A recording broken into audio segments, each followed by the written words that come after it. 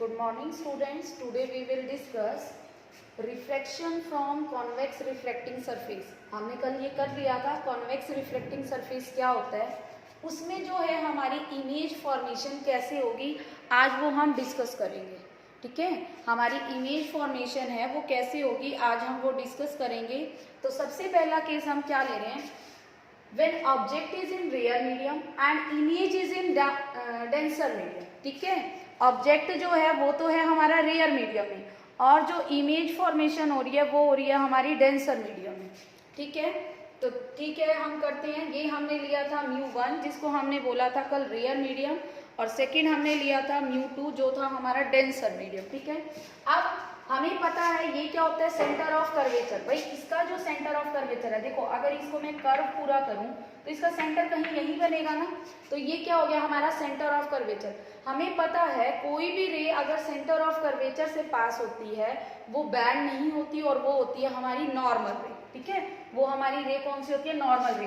तो ये वाली रे मैंने सीधी बना दी, इसको मैंने बोला नॉर्मल रे. ये हो गया हमारा पोल. पोल होता है, पोल क्या होता है कल भी बताया था, रिफ्लेक्टिंग सरफेस का मिड पॉइंट हमारा होता है पोल. ठीक है, अब हमारा क्या बोला, object is in real medium.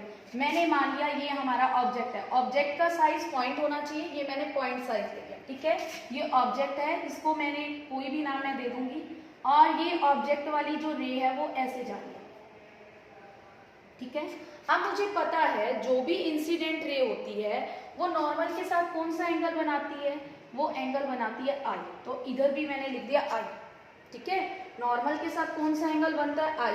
अब ये जो रे है देखो यहाँ से क्या होगी, रिफ्लेक्ट होगी. मतलब ये अगर अवे फ्रॉम नॉर्मल है, रेयर से डेंसर जा रहे हैं, तो जो दूसरा मीडियम चेंज होगा जब रेयर टू डेंसर जाती है तो हमारी जो रे है क्या होती है, बेंड टुवर्ड्स द नॉर्मल. यानी ये जो रे है ये ऐसे हो जाएगी और ये वाला एंगल क्या हो जाएगा हमारा आर. और मुझे पता है आई ज्यादा है आर कम है, क्योंकि रेयर मीडियम से जा रही है तो रेयर में जो होगी नॉर्मल से ज्यादा अवे होगी, और जो डेंसर में होगी वो थोड़ी सी रे जो है पास आ जाएगी. तो हमारे पास ये आई हो गया, ये आर हो गया, ये पोल हो गया. ठीक है, अभी तक हमने इतना ही किया. मैं क्या कर रही हूँ, इधर से एक परपेंडिकुलर ड्रॉ कर रही हूँ, इसको मैं नाम दे रही हूँ ए एम. ठीक है, नीचे वाले पॉइंट को नाम दिया मैंने एम, ऊपर वाले को दिया मैंने ए. ठीक है, और ये हमारा ऑब्जेक्ट है, ये हमारी इमेज बनी. ठीक है, ये ऑब्जेक्ट था, ऑब्जेक्ट से ये रे चली और यहाँ पर मैंने ले ली इमेज फॉर्मेशन. अब मुझे देने हैं एंगल को नेम. ये ध्यान रखना जो एंगल है हम हर जगह सेम ही देंगे नेम. एंगल में क्या होगा, जो हमारी नॉर्मल रे का एंगल है किसके साथ, प्रिंसिपल एक्सिस के साथ, वो हमेशा हम यूज करेंगे गामा. ठीक है, नॉर्मल का प्रिंसिपल एक्सिस के साथ जो एंगल होगा वो होगा हमारा गामा, और जो हमारा ऑब्जेक्ट वाली रे का, इंसिडेंट रे का जो एंगल होगा प्रिंसिपल एक्सिस के साथ उसको हम नाम देंगे अल्फा. ठीक है, और जो इमेज का एंगल होगा प्रिंसिपल एक्सिस के साथ इमेज वाली रे का, यानी रिफ्लेक्टेड रे का जो एंगल होगा हमारा किसके साथ, प्रिंसिपल एक्सिस के साथ, उसको हम नाम दे देंगे बीटा. हर एक एक्सप्रेशन में कभी भी हम जो इमेज फॉर्मेशन लेंगे रिफ्लेक्टिंग सरफेस के, यही एंगल नेमिंग करेंगे कि जो इमेज का एंगल होगा रिफ्लेक्टेड रे का वो बीटा, नॉर्मल का गामा, और ऑब्जेक्ट रे का क्या होगा अल्फा. ठीक है, अब हमें इन पॉइंट्स को भी नेमिंग देनी है. ऑब्जेक्ट को मैंने दे दी ओ और इमेज को दे दी मैंने आई.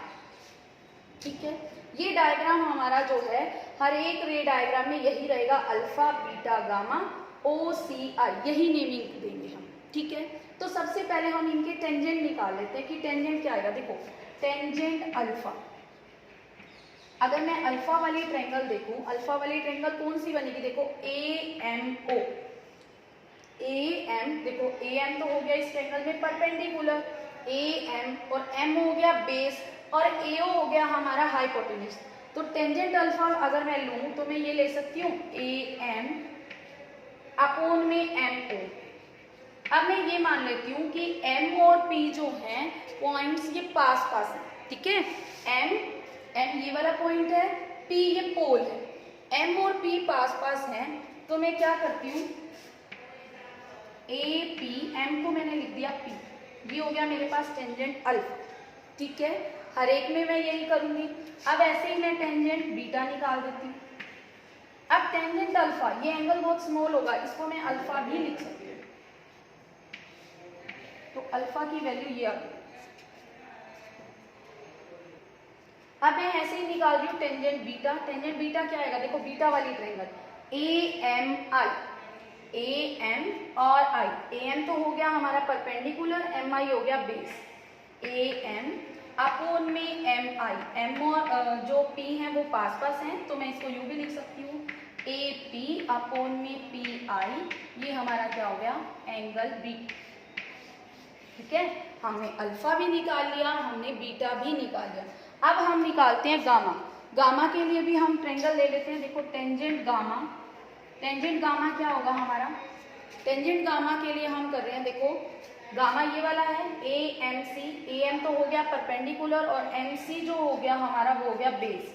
तो ए एम अपोन में एम सी, इट मीन्स इसको हम ए पी अपोन में पी सी भी लिख सकते हैं, और ये क्या हो गया हमारा गामा। तो अल्फा बीटा गामा हमने तीनों जो एंगल हैं बहुत अच्छे से निकाल लिए। ठीक है, अल्फा बीटा गामा हमने निकाल लिए हैं। अब देखिए हम इस पे अप्लाई कर रहे हैं स्नेल्स लॉ। स्नेल्स लॉ क्या कहता है, ये कौन से मीडियम का रिफ्रैक्टिव इंडेक्स देता है, जहां पे रे पहुंच रही है, यानी refractive index of medium 2 with respect to 1। ठीक है ना, 2 में जा रही है ना, तो 2 का with respect to 1 is equal to जहां से रे चली अपोन में जहां से रे पहुंची। ठीक है, तो मैं इसको यूं लिख सकती हूँ म्यू 2 अपोन में mu 1 is equal to sine I by sine R. Sine I को मैं क्या लिख रही हूँ, आई लिख रही हूँ। ठीक है, अगर एंगल स्मॉल हो तो साइन आई किसके बराबर हो जाता है, आई के।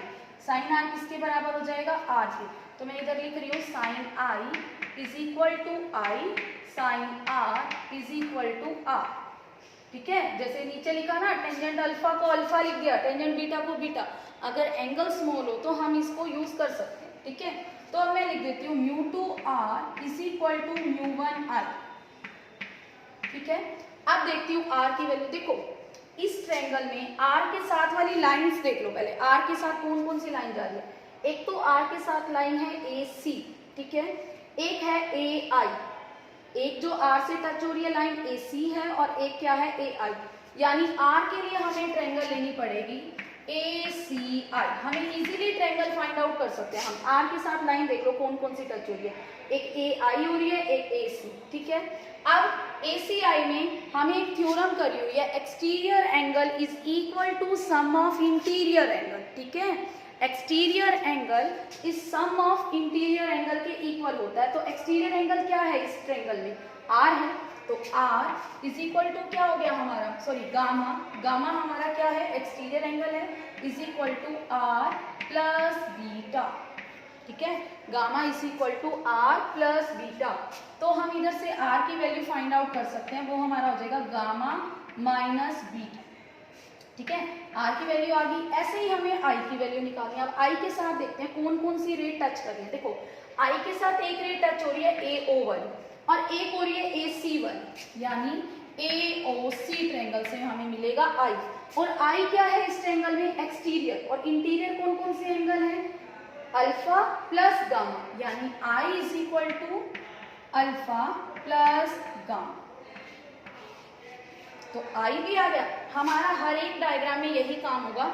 सबसे पहले हम tangent alpha, tangent beta, tangent gamma लगाएंगे, फिर जो है स्नेल्स लॉ अप्लाई करेंगे। स्नेल्स लॉ के अकॉर्डिंग आई और आर की वैल्यू निकालेंगे। इसके बाद नॉर्मल हमें ये वैल्यू सभी क्या करनी है, पुट करनी है, और कुछ नहीं करना। तो ठीक है, हम वैल्यू पुट करते हैं जो जो हमें मिली है।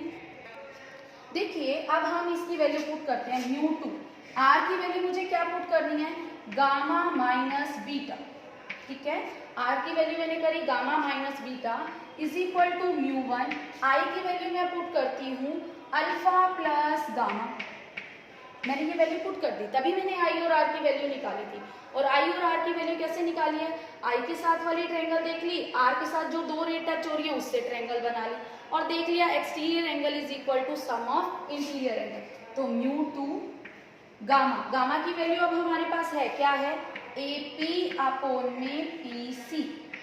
ठीक है, माइनस बीटा की वैल्यू, बीटा की वैल्यू है हमारे पास ए पी अपोन में पी आई। ठीक है, is equal to mu 1 alpha की वैल्यू है AP अपॉन में PO, ठीक है, और गामा की वैल्यू है AP अपॉन में PC, ठीक है, इतना हमारा हो गया। अब हम यूं कर सकते हैं, AP तो कॉमन आएगा, यानी हमारे पास बचा μ2 अपॉन में PC माइनस μ2 अपॉन में PI is equal to μ1 upon में PO प्लस μ1 अपॉन में PC।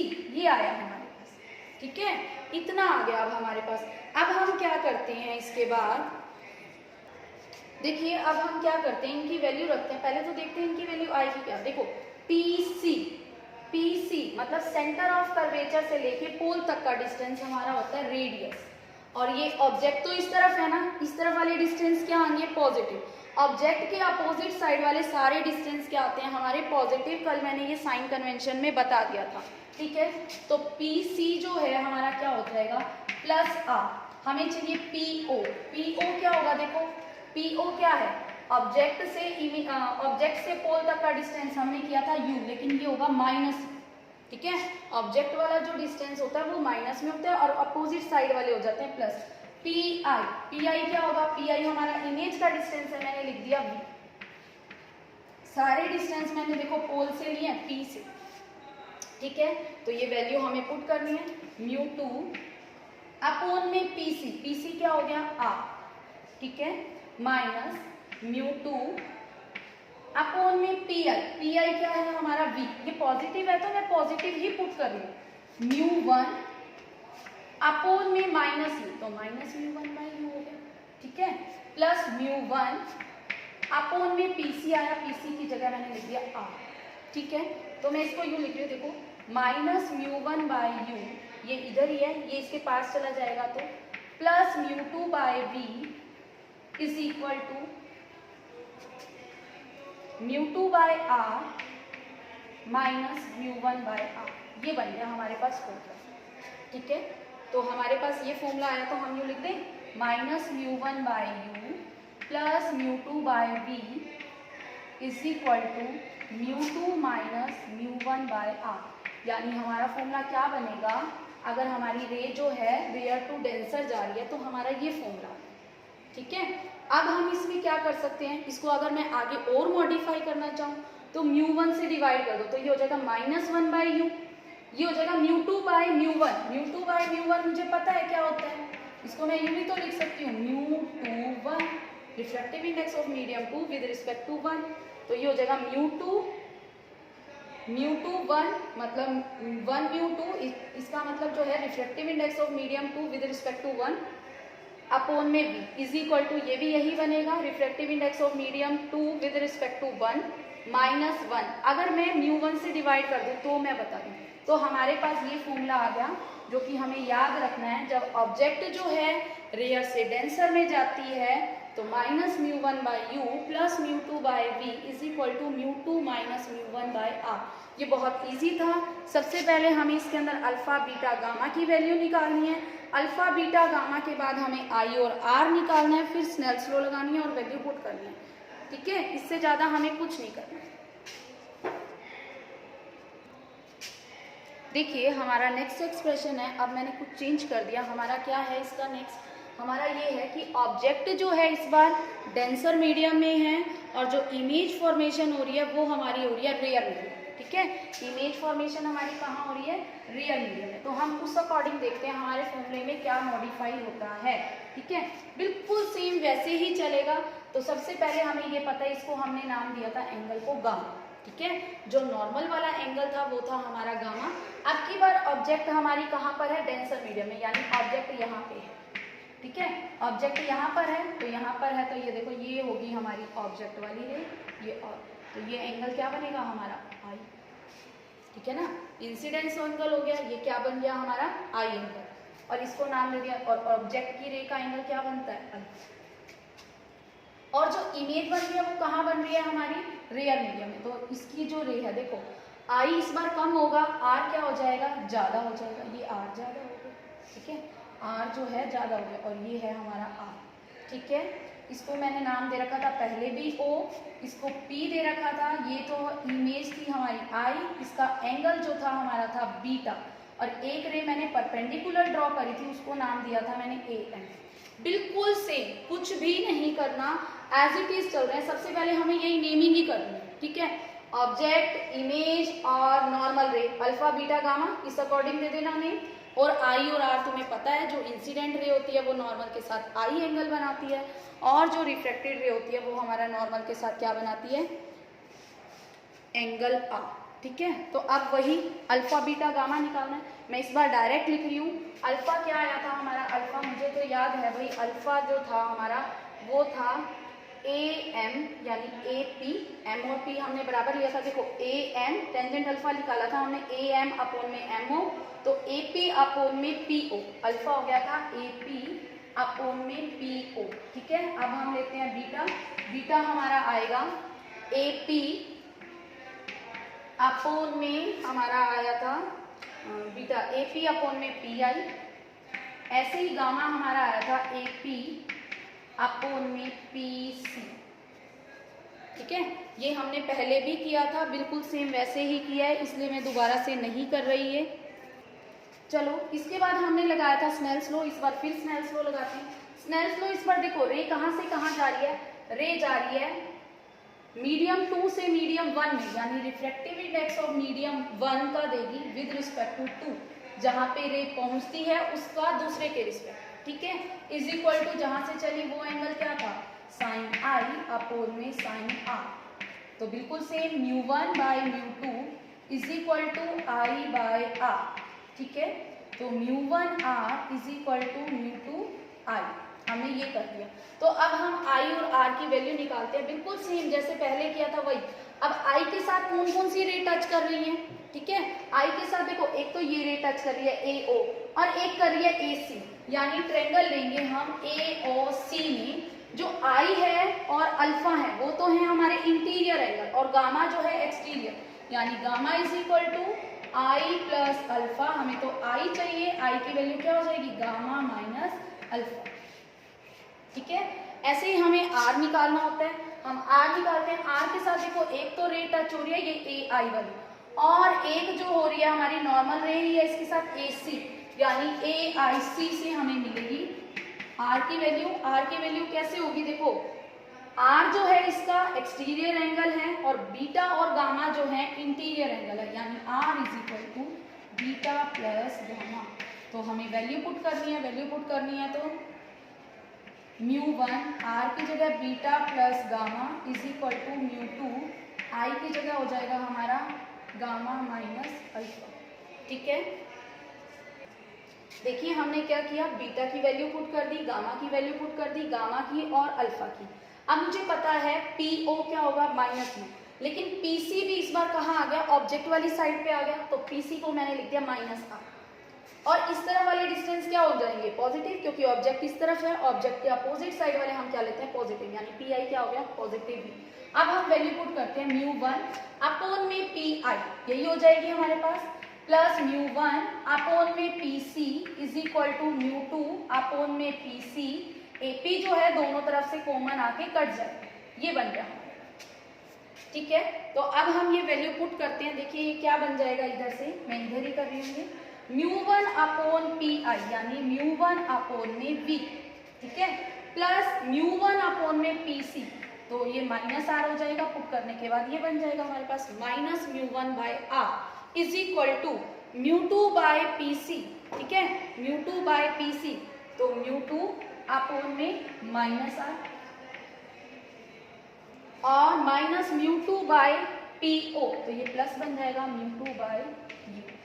इस बार देखते हैं हमारा फॉर्मूला क्या आया, ये हमें ध्यान भी रखना है और लर्न भी करना है। पहले वाला फॉर्मूला आया था हमारा minus μ1 by U plus μ2 by V is equal to μ2 minus μ1 by R। इधर से क्या आ रहा है देखो, minus μ2 by U plus μ1 by V is equal to μ1 minus μ2 by R। ये फॉर्मूला बन जाएगा हमारा। और याद करने का इजी मेथड ये है कि μ1 की जगह μ2 आया इसके अंदर, उसमें था माइनस μ1 बाय U, इसमें आया माइनस μ2 बाय U, उसमें था plus mu two by V, इधर आया म्यू वन बाई वी। ये दोनों फॉर्मूले हमें अच्छे से लर्न करने हैं, ठीक है। पहले हमने किया था आज when object is in real medium and image is in denser medium. अब सेकेंड मैंने किया कि जो ऑब्जेक्ट है वो तो है रियल डेंसर मीडियम में और इमेज बनी रियल मीडियम। ये दोनों डेरिवेशन अच्छे से होने चाहिए, ठीक है, तभी जो है हम इसके न्यूमेरिकल जो है सॉल्व कर पाएंगे।